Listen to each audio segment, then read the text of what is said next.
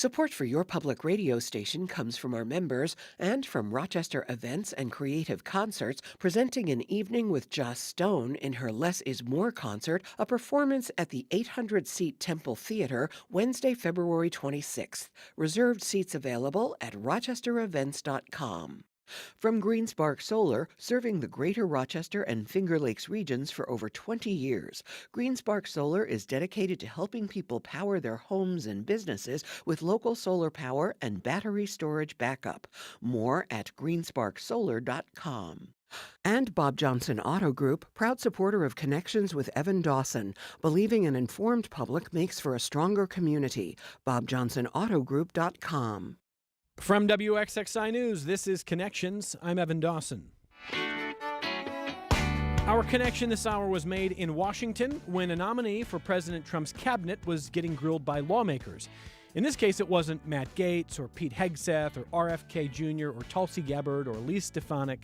The nominee in question is someone you might not have heard of, but he will have a tremendous amount of power in the new Trump administration.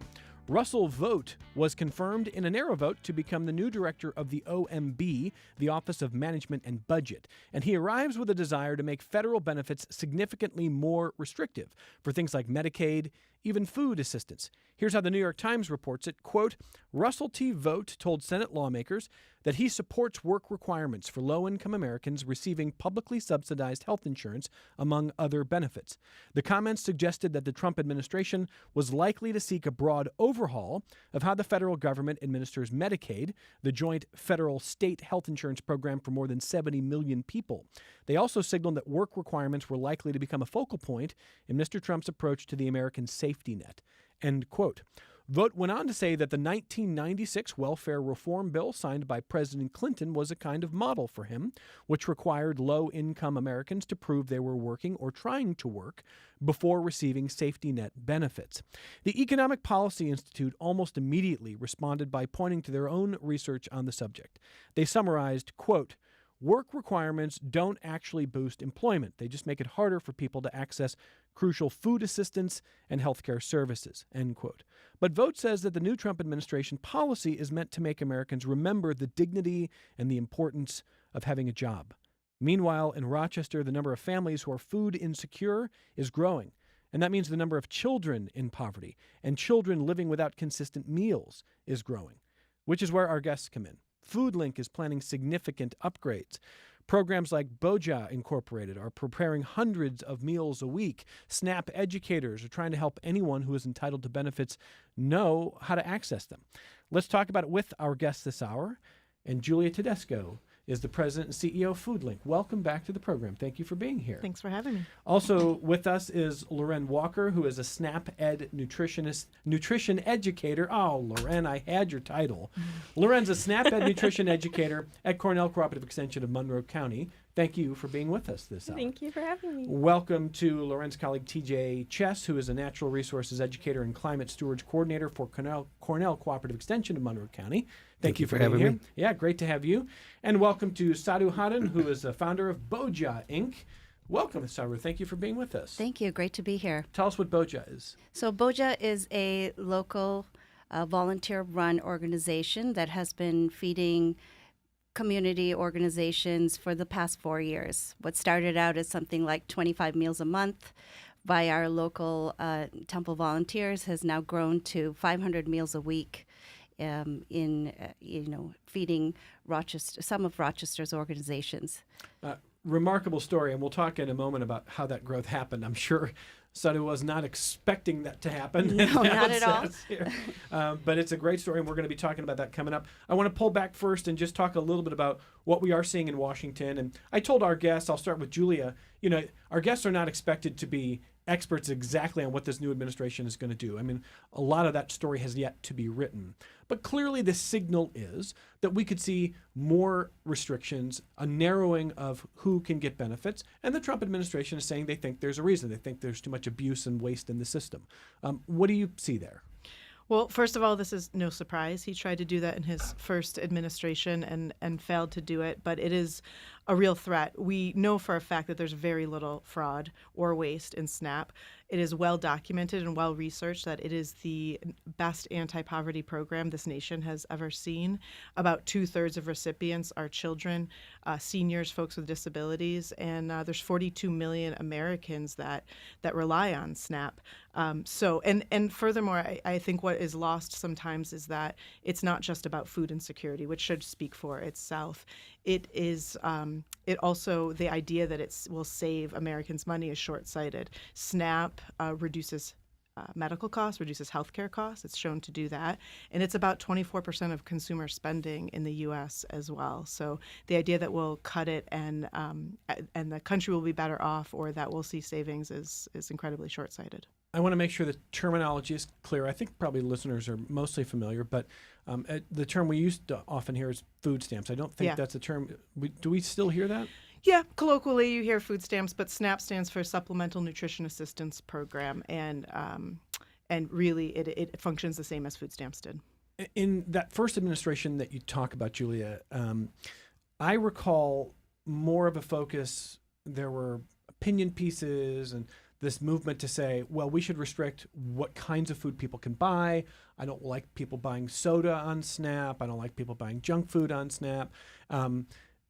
That's different than people are gaming the system or getting SNAP when they shouldn't be getting SNAP at all. So there's different debates about what waste or fraud or abuse would look like. That's right. You seem to be saying most of that or all of it is overblown to begin with?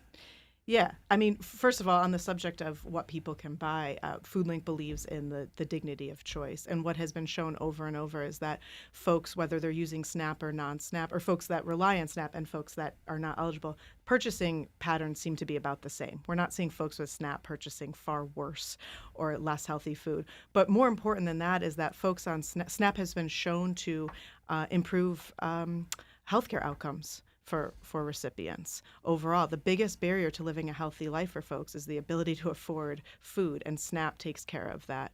So that argument is largely false.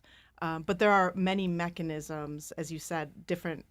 I think what we'll see in this administration is there'll probably still be conversations about what people are choosing to, but really is just reducing the number of recipients. And there's a number of ways we could talk about that they'll go about trying to do that. One is the work requirements. Yeah, that's.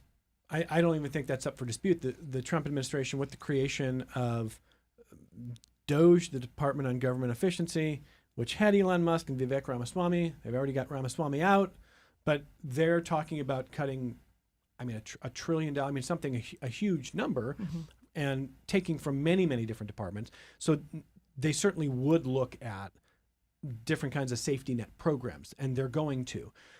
When Vote or other members of the Trump administration say that we need work requirements because we have to remind people of the dignity of work before we go down the road of Medicaid, SNAP, or other food assistance, what do you think? I would say that it's really hard to find a job, to hold a job, and to be really productive if you're malnourished. So I'll start with that. And I'll also say that many of these folks are living in areas of significant underemployment because there aren't jobs there to have. So the idea that because you, as the government would define it, are able-bodied or independent, don't have dependents at home, and therefore can't qualify for food assistance to help support you, that would be deeply problematic, and I don't think would drive any more employment. I don't think that you'd see that as the ultimate outcome. How much could FoodLink be impacted by federal policy here? Could be a huge impact. We don't really have data around it, but we know that SNAP right now provides 10 times the amount of meals that food banks do across America. And so FoodLink's distributing 30 million pounds, 26 million pounds of food every single year. For every meal we distribute, SNAP provides 9 for those same families. So there's just no question we couldn't fill that gap. We have the Capital Area Food Bank, one of our fellow food banks in D.C., that's estimating that if these cuts go through, they'll need to provide 4 million more meals a year, which would cost about $2 million in staff and resources and food. I don't have that estimate for FoodLink, but even if we were a quarter of that, that's 1 million more meals that we'd need to come up with for our own community. Okay. What's the timeline you think that you're going to get more clarity on this, Julia? I don't know, but we will be ready. we always are. We are making sure that we build infrastructure. A lot of it was depleted as we responded to COVID a few years ago, and so as our numbers have continued to increase, we've found that we need more investments in our infrastructure. We're building a $3 million cooler so we can make sure that we can store and distribute perishable, healthy foods to our community. So we stand ready to respond. Given how things are going so far, I wouldn't be surprised if we see some changes in the next 6 months or so. Coming up, we're going to work through the longer list of what FoodLink is doing as part of a $15 million project to upgrade mission-critical facilities and equipment. Julia just talked about some of that. We'll get back to that in just a second. Let me ask Loren a little bit about how you see this, if your work is changing with this new administration or what might be coming. Has it been affected yet? Not yet. We're really a organization that goes out into the community, and we provide workshops regarding nutrition, cooking classes, right? So ways that we can make healthy meals at home, even with the things you already have in your pantry. So we're really focused on meeting where each individual is at and kind of building from that.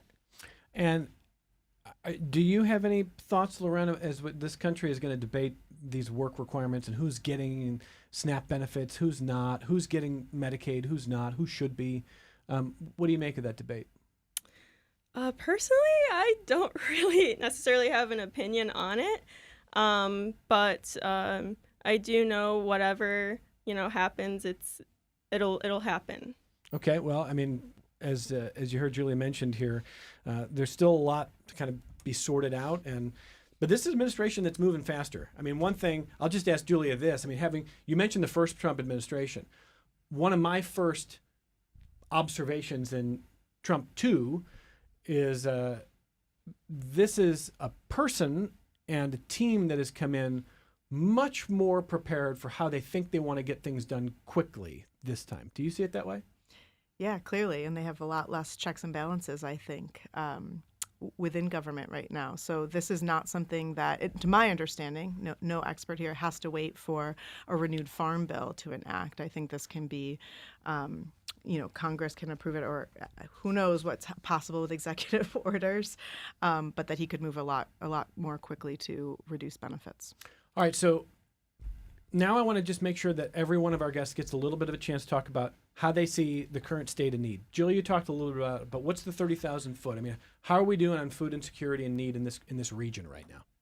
30,000 foot is that we had 1.8 million visits to food pantries and meal programs in our community this past year, which was a 36% increase from the year prior. We have not seen distribution levels, meaning the amount of food that we are distributing to other agencies, to food pantries, soup kitchens, et cetera. This is our second highest year in our almost 45-year history after 2021 when we were responding to COVID. So inflation, high food prices, uncertain economy driving people to rely on food pantries right now. Okay, Loren, what are you seeing? I'm seeing just going out into the community and working more with our targeted areas, which are the city of Rochester, Gates Tri-Li, Irondequoit. So we're really going to be just looking at those more lower income, food insecure populations.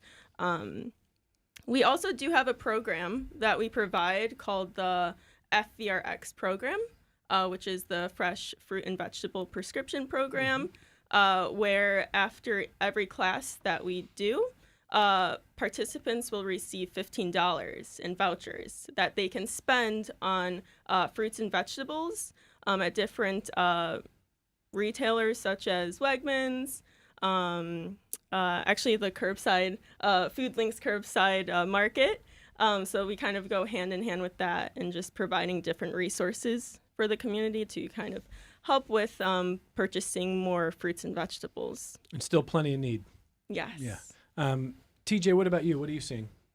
I think that until we have better access to food, that being more grocery stores in these neighborhoods rather than corner stores that just have a few bananas and oranges, then And while we don't have great transportation, people might not be able to get to a grocery store because they're so far away, and we don't have culturally relevant food for certain populations, we're not going to be able to combat food insecurity at the level that we're seeing it.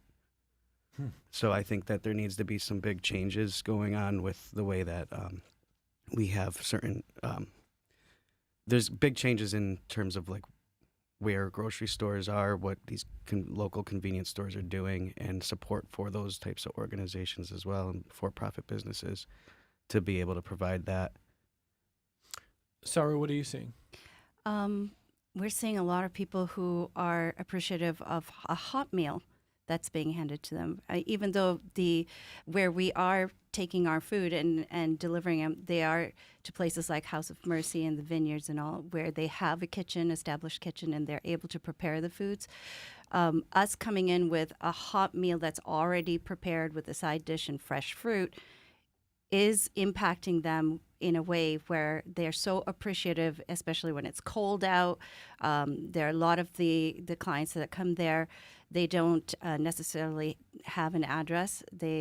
Or even if they do have an address there where they're living, they still come there for fresh food because they don't have access to them. Like TJ said, there isn't a grocery store that's close by, and they're not able to, maybe afford groceries when they can get to a grocery store. So when we ask them, would you like some more food? The answer is always yes. When I think about what you do, and I think about what FoodLink does, I think in a society that's really functioning well, we probably always have a food link. There's probably not a society that's realistic without some kind of need addressed. I would love to see the need go down and not up, but that's not the direction it's going. Yes. Is the ideal society one in which BOJA is not needed anymore? Absolutely. But here's the reality. When you have food insecurity, when you have homelessness, there's a whole lot that's happening in the background for a person, a family. What we are noticing is, and why they appreciate us so much, is not just the food, but when we drop off the food, we spend some time talking with them, seeing how their day is going. When I drop off food at the YWCA Women's Shelter, we have ladies who come out and say, honey, what's for lunch today? And they spend a few minutes talking to us. And because we've been consistent, it gives them hope. This is one thing we hear. So it's not just about food insecurity, it's also about the person. It's about understanding that they need community. I mean, everybody does, no question about it. Take us back a little bit about the birth of BOJA and exactly how that happened, and the idea and how it came to be. So, a bunch of us ladies from the Rush Hindu Temple out in Rush, during COVID, we didn't know what all of us were in the same boat. We couldn't interact with each other. We couldn't have services at the temple, etc. The one thing that I know that these Indian aunties know what to do is they love to cook. They love to feed people. So one of the things was that a lot of our temple goers were medical staff, members at Strong Hospital and other local hospitals. So we were providing food for them to take in so that those workers, those healthcare workers, could have some nourishment while they were 24/7 helping the community. So that's how we kind of started. And then we started saying, okay, let's take some food out to the local shelters, because we were providing those meals once a month anyway as a temple. We very quickly found out that the need was really great. So we've kind of branched off from the temple, and we have our own standalone nonprofit now, and it has grown to 500 meals a week, hot meals that's served directly to them, and it's not enough. We're finding that that's still not enough. And then now with the current political climate, we know there are cuts coming, and organizations like FoodLink, who are doing such great service for our community and providing resources, they're also going to be impacted. What does that mean for our neighbors? We're talking something like 70% of our community is living under the poverty line. That just goes to show that if you look to your right and look to your left, chances are one of your neighbors is going hungry tonight. Do we really want that? No. Can we as a community band together, collaborate, and make sure that everybody in our community thrives? Yes, we can. We could soon be at a pretty interesting time. I'm going to speak a little bit out of school. I don't know if I'm supposed to be talking like this, but there's a lot that could happen in the next year, in the next 4 years. And it could affect funding streams in a lot of different directions. Again, a healthier setup, in my personal view, is whether you are taking care of food needs in the community, nonprofits doing this kind of work, public broadcasting, that you're not relying on, an angel donor or somebody who puts you in their will because they don't want you to go away. I'm not at all speaking for FoodLink. I'm not even speaking for XXI. I don't have the authority to do that. But it's going to be a tough and interesting time if certain things go in certain directions. And this community has been asked to step up in so many different ways. And it's hard to keep asking people, but, that may happen because I know there are, whether you're someone who's been supporting FoodLink for years or supporting different efforts like we're talking about in studio or supporting XXI or things like that. There's a lot that could change. This could be a real time of change. And I'm hoping that it's not going to go that way. And this is probably where they say, okay, it's enough of that. And it's not doom and gloom. It's just looking at what could be coming. And so it just speaks to the power that we have as human beings. Sure, yeah. Neighbors, friends and family to each other. We have to help each other out. It's especially in Rochester. I grew up in Rochester. I cannot believe that we're like number 3 in the, for a size of Rochester, the city the size of Rochester. We're number 3 in the nation in childhood poverty. What does that mean for our next 2 generations?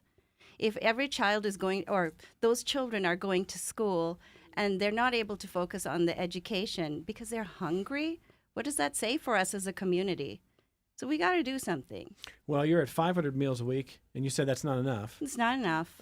Where do those 500 meals go? So right now we serve the Vineyards, which also used to be known as the Hub, House of Mercy, Bethany House, the YWCA Women's Emergency Shelter, Willow Domestic Violence Safe House. And we also provide a few meals to Ronald McDonald House because we know that when parents are going through a really hard time trying to take care of their child, one less thing for them to worry about is a hot meal.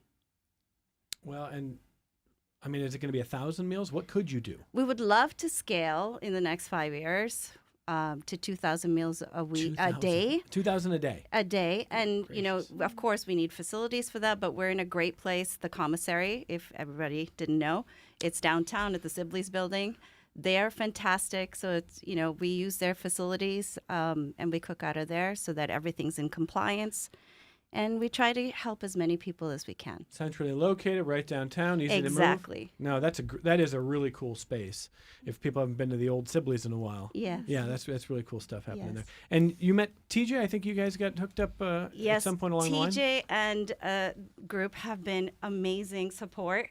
I think TJ got to know about us through the House of Mercy, and we connected, and they have been really helpful in finding equipment for us when we had to scale quickly, and so programs like the ones that TJ and the Cornell Cooperative Extension kind of run, it has been helping groups like like BOJA kind of get on our feet and help the community also. So I think it takes all of us.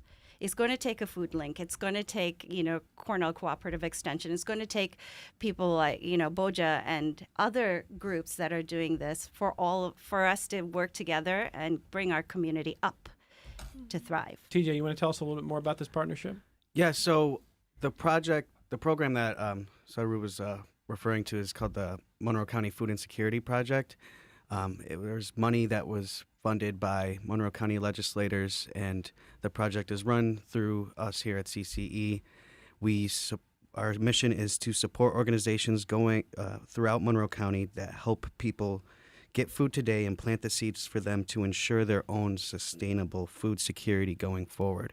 So we're supporting organizations that are supporting the communities, and we're supporting them with direct equipment support such as shelving, new stairways if they need it, refrigerators, freezers. We also support, so we don't just support food pantries, we support community gardens. We're supporting neighborhood associations and organizations, and even to schools.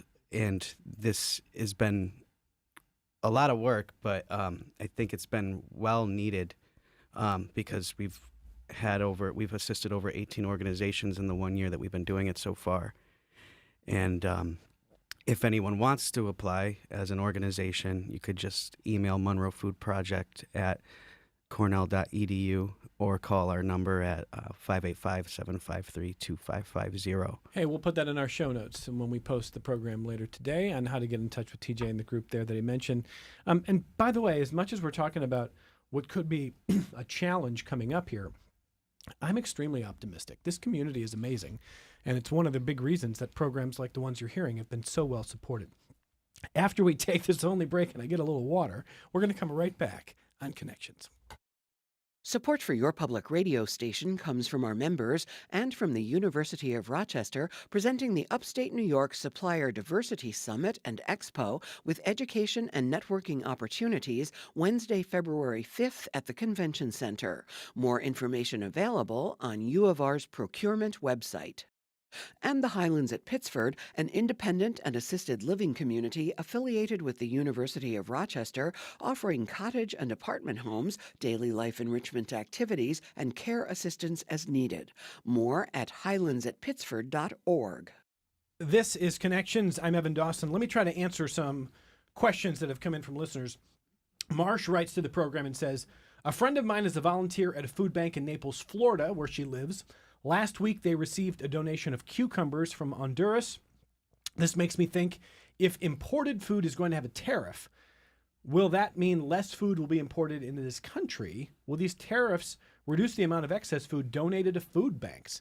That's from Marsh. I don't know if we know the answer to that yet. Julia Tedesco, I guess I'll give you some space there. Julia's president and CEO of FoodLink. What do you think about this one?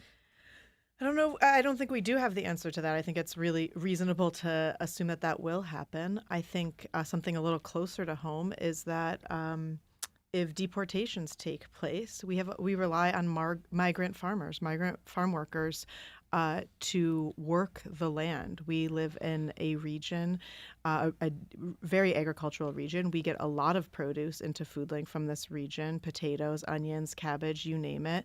And not just in New York State, but across the country. If we don't have that migrant labor, we're going to see significant challenges to our food system. We're going to talk a little bit more about that tomorrow, although listeners, that will not be the only conversation on that subject. I'm aware right now there's a lot of talk already about what's going on with ICE, what's going on with immigration policy, how quickly things are moving. There's a lot of rumor or unsubstantiated stories out there, and we're going to do our best to kind of stay with it, but also not fearmonger. We want to be addressing it directly. And certainly, when things happen, we want to talk about what the possible impacts will be. And Julia's just bringing up just one example here. Patrick writes in with a little bit more of a jaundiced view on things. He says, rich people and poor people, all people, hunger brings us all to the level of other species. He's quoting from Frank Hurley's journal from the Endurance on a Voyage to the Antarctic Circle. And he said that you think a lot about hunger when you're in remote parts of the world. Patrick goes on to say, why do people want to make poor people more hungry? Is it as simple as conflict theory, and that's that? They must be smart enough to know that people who are hungry don't make as good at labor. So, Patrick, I can't speak for why certain things aren't solved or why certain problems persist, but I do want to read a little bit of data here, or at least a little bit of the report that comes from the Economic Policy Institute. Again, this was published last week. This is an organization that seeks to do nonpartisan economic analysis. They've been doing it for almost 40 years. Their paper says the following: work requirements for safety net programs like SNAP and Medicaid are a punitive solution that does not solve a real problem. And they go on to say the following: proponents claim that adding more work requirements for programs like food stamps or SNAP and Medicaid will lead to higher levels of employment among low-income adults. But our research shows that this will not address the underlying challenges these adults face in seeking employment. Such requirements will only curb access to food and health care for many benefit recipients. For low-income adults, the main barriers to work are economic conditions outside of their control. When overall employment is low, these adults can find jobs, work more hours, and earn more. But this group tends to work in sectors that are hit hard during economic downturns. This means that when unemployment rates rise, this group is the first to lose their jobs and see large drops in working hours and pay. End quote. So what the EPI is saying is these kind of work requirements could actually take people who need SNAP, who need Medicaid, who need these safety net programs and have less access to them. Does that make sense to you, Julia, from your read on it? Yeah. Yeah, I mean, I think that's always the argument, but that assessment there is absolutely correct. And, as I said before, it ends up costing everyone more. When you have folks that, regardless of their employment status, don't have enough healthy food to lead a healthy life, you see healthcare costs go up across the country, increase our insurance costs, et cetera. So it benefits everyone to make sure that people have access to SNAP. And here's another thing, too, that to kind of make it more accessible for a lot of us who can't necessarily connect the numbers. You can't get a job if you don't have an address. So if you're homeless, how do you apply for a job and get it? Because one of the criteria is you need an address. That's the reality of what we're facing every single day, 365 days of the year. This is what's contributing to our homelessness, our poverty, and lack of assistance from governments that should be helping the common man. Yeah, that's the chicken and egg problem. Yep. You don't have an address. Yeah. So let me also take Mary's question. Mary emails to say, Evan, what is the status of all of New York State's public schools' free breakfast and lunch for all students? I think Governor Hochul mentioned, is that correct, producer Megan Mack? Is that right? Mm-hmm. She mentioned the state of the state. Governor Hochul wants to see this happen this year. She mentioned it in the state of the state, especially in Democratic circles with Governor Tim Walz of Minnesota on the ticket last year, and Minnesota doing free breakfast and lunch for Minnesota students. It's a very popular idea, especially in states with Democratic governors. And I don't know if where this is going. I don't know if I guess we'll see. Mary, it's a fair question. We're going to see this year if it comes to fruition, if the legislature wants to do this. Dallas is saying, Bill Clinton, didn't he have work requirements? Absolutely, yeah. In the mid-'90s, work requirements for welfare, work for welfare, welfare to work was a big one in the Clinton administration. And that's some of what Russell Vought, the new OMB secretary under the Trump administration, is citing as an inspiration for what they want to do. Interestingly, I think Democrats have since sort of disavowed some of that work from the mid-'90s that the Clinton administration was doing there. So before we get into some of the details on a pretty significant set of expansions for FoodLink here, I want to give TJ and Loren a little bit more time to talk about what they want the community to understand about this particular moment. And TJ, what's top of mind for you? What have we not hit?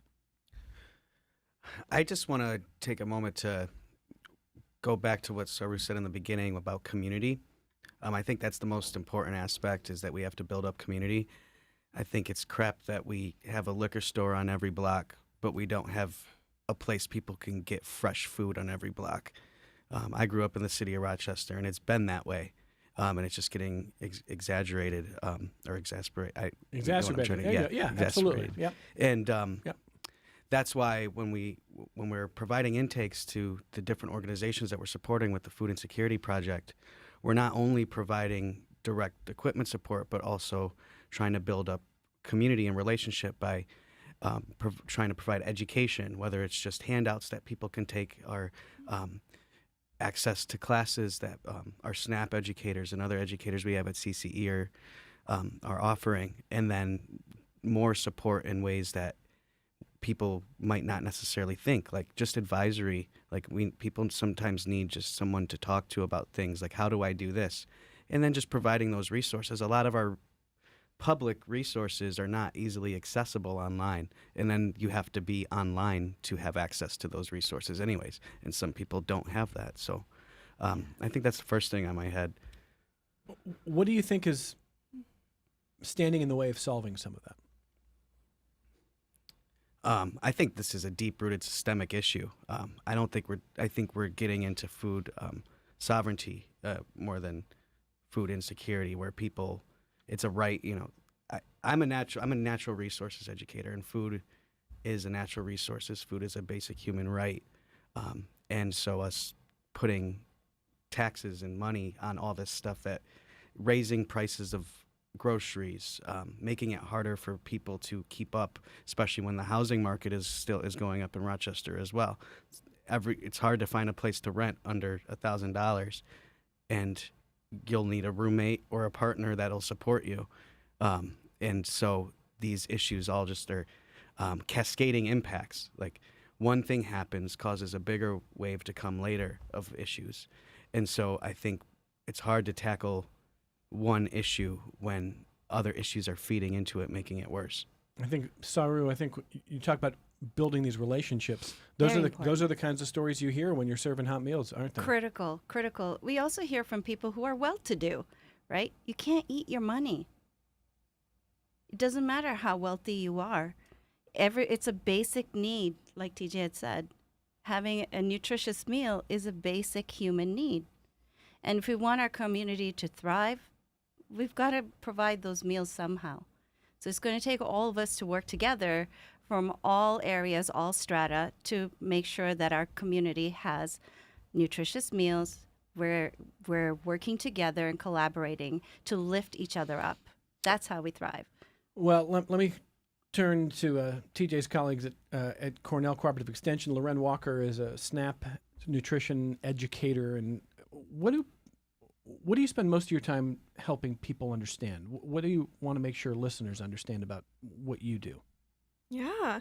So our programs are mostly designed to meet the community's needs and support small changes that can make a big difference. So this can be a big difference on saving money, eating healthy, saving time, right, when you're grocery shopping. And then also moving more, too. That's a big component, is just adding physical activity in your day. That's another way to stay healthy.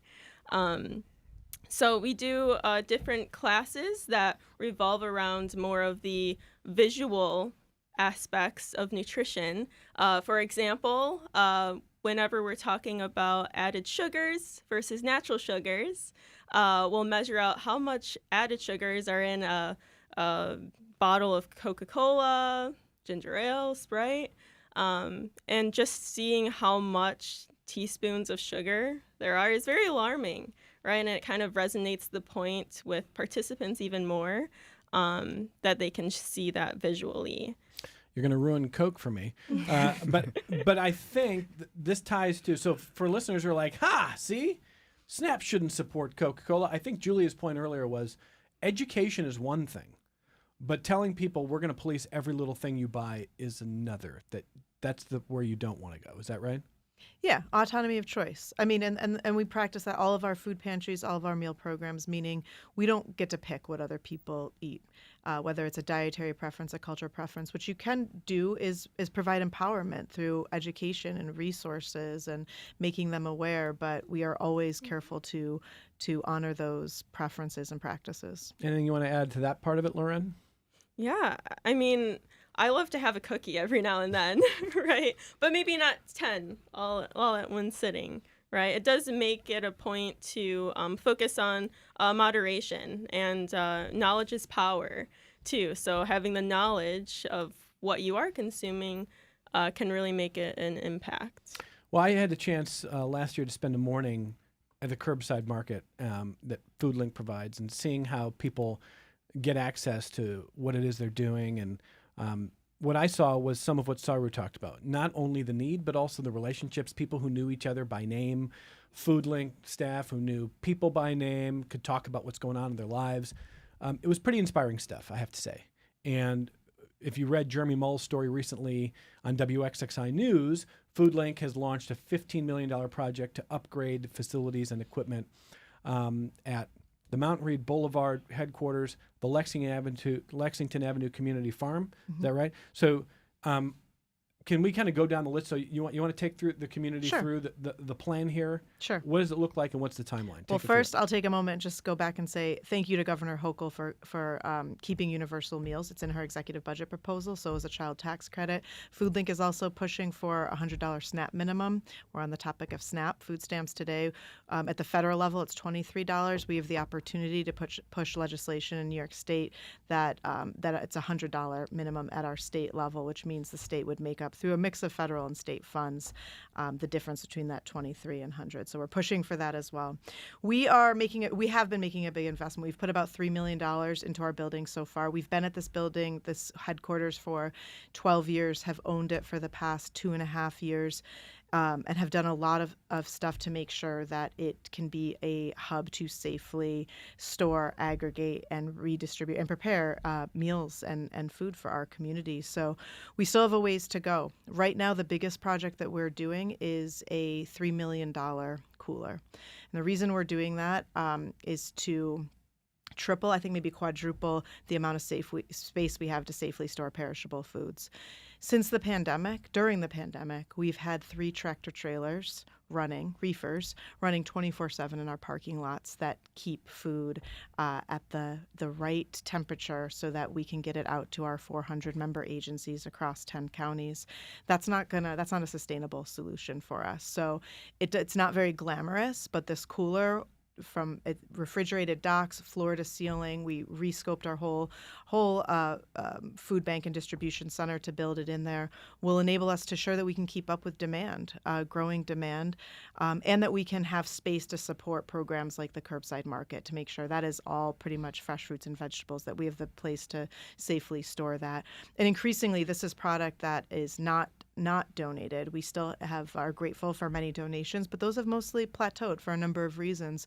So increasingly, FoodLink has to make up the difference by purchasing food. We purchase food. We choose to purchase as healthy and diverse food as possible. We need the space to store that. This year, we'll spend over $10 million on food. So that's the biggest project. We're also expanding some space in our kitchen. Our community kitchen right now prepares 10,000 meals every single day for children in the city of Rochester. Most of these are at after-school sites, hot meals that are at YMCAs and rec centers and daycare centers. We do some school meals as well. We have bottlenecked. We need more ovens.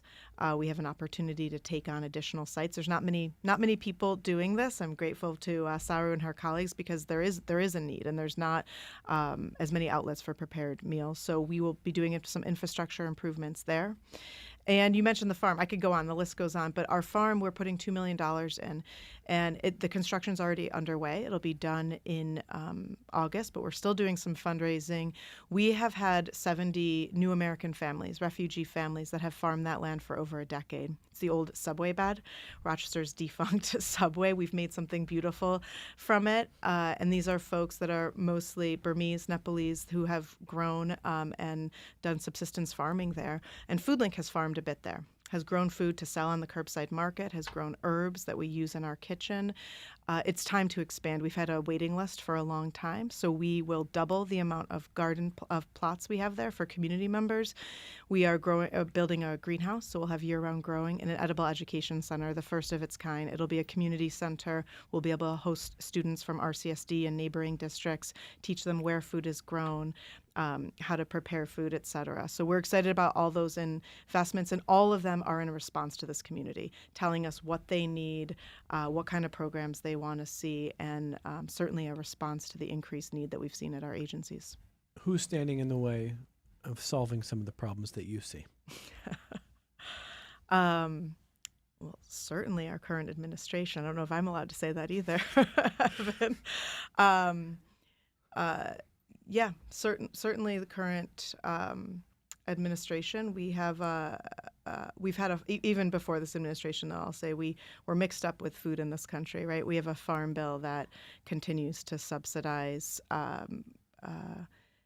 everything but fresh fruits and vegetables for folks. So it really starts at the federal level, where it is very difficult to own and operate a small farm or to grow what the federal government considers specialty crops. This makes food more expensive. But that's not a new for problem, everybody. right? It's not a new problem. And that seems to be a bipartisan problem, isn't it? It is. I agreed. Hunger's not a new problem either. Yeah. And oftentimes, I mean, the issue that so that's my answer to the issue of food. But really, when we talk about hunger, it's not about food. Food is a beautiful solution for all the reasons my friends here have said, is that there are cultural and social and physical and mental, you name it, implications when you provide food for your neighbor. But when we talk about food insecurity, we're really talking about poverty. There's no shortage of food. Yeah. There's a shortage of resources, and food is the easiest way to fill that gap. So when you talked about folks, wealthy people, or maybe seemingly wealthy people that live in the suburbs that have a nice house, well, it's a lot easier to go to a food pantry to help fill a gap that you can't make ends meet in a single month than it is to find support for your mortgage or to take your kids out of that school district and relocate. So food is the easiest solution to an economic problem. And that's why you've seen unemployment hasn't increased. When we talk, as people ask why we've seen so many more visits to food pantries, it's a confluence of factors. Obviously, the cost of food right now and inflation. But the answer is that it is the easiest place to go for economic relief for families. Lowest barriers to go to a pantry and say, I need support this month. I need help for my family. But behind the scenes, it requires a lot of infrastructure and orchestration for the emergency food network. Yes. Let me grab a phone call. Bonnie in Rochester. Hey, Bonnie, go ahead. As usual, I have only a few seconds. Well, all the things these people say are very important, and we don't have to have a competition. Sometimes I get the feeling we're competing or something, but that's there. Here's what isn't there, and don't take this personally because I'm not saying it personally. I'm saying it from what I understand about what we have to ask ourselves: what is going on with that freaking? And I'll try not to get my language too crazy here.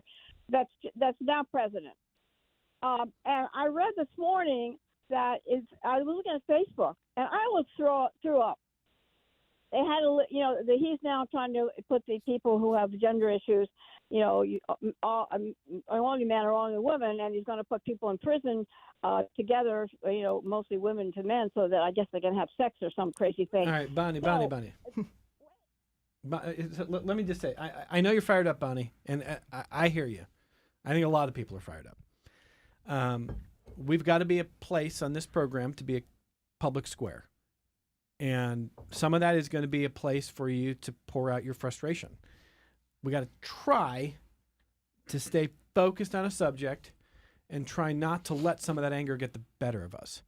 Maybe the first thing is get off Facebook. That could be helpful. I don't know. But I know you're upset, Bonnie. Part of what Bonnie is also saying is it's going to take a lot of education and planning to feel like you can get through these next 4 years. But there's also a lot of Americans who are very optimistic about the next 4 years. In fact, a majority of Americans think the next 4 years are pretty good. So, we are a divided country politically and in many ways culturally, but we've got to try to find a way to not see everybody who isn't right with us as an enemy. Let's try to keep talking through the solutions. It's one of the reasons I asked Julia Tedesco and FoodLink are not like partisan operations here, right? I mean, so you're being very forthright about the fact that right now the current administration is doing things that you think is going to make your jobs and our community, your job harder and our community struggle a little bit more. And that's a blunt assessment, but that's not because you're a partisan actor. No. So sometimes it's just about speaking specifically and directly in a way that isn't meant to just attack individuals. We should be attacking ideas. We should interrogate ideas. Mm-hmm. Correct. Human beings are worthy of respect. Ideas are worthy of interrogation. That should be. And I'll say that hunger is largely becomes a bipartisan issue. We have support from both sides of the aisle when we talk to our local legislators, and when you sit down and explain the impact of these programs, we largely have support. And I hope that does trickle up to the federal level. And let me squeeze in Charlie, who says, Evan is a former high school teacher in the Rochester City School District and is a former teenager myself. Kids are always hungry. I remember sharing a large pizza with a buddy or two after school and then eating my mom's entire Italian dinner. My students were constantly hungry. Solutions could include guaranteed universal basic income. The results are overwhelming in every trial of GBI. The number one item spent when people are given no strings attached money is food. In the city of Ithaca, the numbers are 38.45% of the GBI money is spent on food, far outpacing the next item in retail sales, retail at 25% of the budget. Numbers are similar nationwide. So he says Rochester is currently piloting a GBI program. That's true. We've talked to Mayor Evans about that. He says, we need more numbers in, but give people no strings attached money. It works. That's from Charlie. What do you think, Julia? Yeah, I agree. I mean, in many ways, SNAP operates that way. I support it, GBI, but the idea that you're putting money in people's pockets, everyone spends money on food, whether it's cash, credit, SNAP, WIC, everyone needs to use money on food. So SNAP, in many ways, is the closest thing we have to GBI. Okay. And so if you need more education, information, how do they get in touch with Loren Walker and TJ Chess? And I mean, how do people get hooked up with you guys here? Loren? Yeah, you can get in contact with us through our Cornell Cooperative Extension of Monroe County website, and that's at monroe.cce.cornell.edu, and just go to the Connect with Us option, and you can send an email through that. Education should be empowerment, especially now. If you're interested in what Boja's doing, I mean, Yes. Are you going to expand? What are you doing? Well, we would love to, and the only way we can expand is by volunteers coming in to help prepare a meal. We meet every Monday evenings from 5 to 9 p.m. at the commissary downtown. Come in, let us know that you're going to come in and help cut vegetables and prepare the side dishes with us. And then you can also help us monetarily by going to our website, www.bhoja.org, and you can donate some funds, which will help go directly into purchasing food. It's a remarkable story, what you've done. Thank you. Thank you for being here to share it. Saru Haran, who's the founder of Boja, Inc. Our thanks to Loren Walker, TJ Chess, joining us from Cornell Cooperative Extension of Monroe County. Thank you to both of you for being here. We appreciate you. Julia Tedesco is the president and CEO of FoodLink. Very busy times for the team at FoodLink. Thank you for being here as well. Thank you, Evan. Julia. And from all of us at Connections, thank you for listening. Thank you for watching on our WXXI News YouTube page. We are back with you tomorrow on member-supported public media.